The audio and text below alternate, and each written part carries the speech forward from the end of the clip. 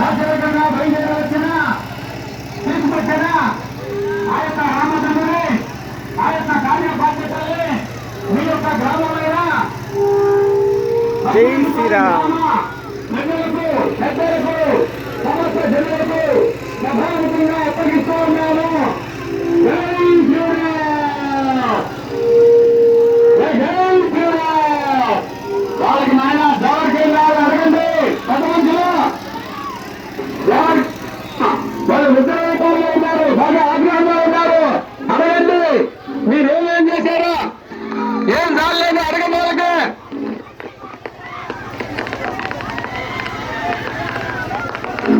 వాళ్ళకి అడగండి.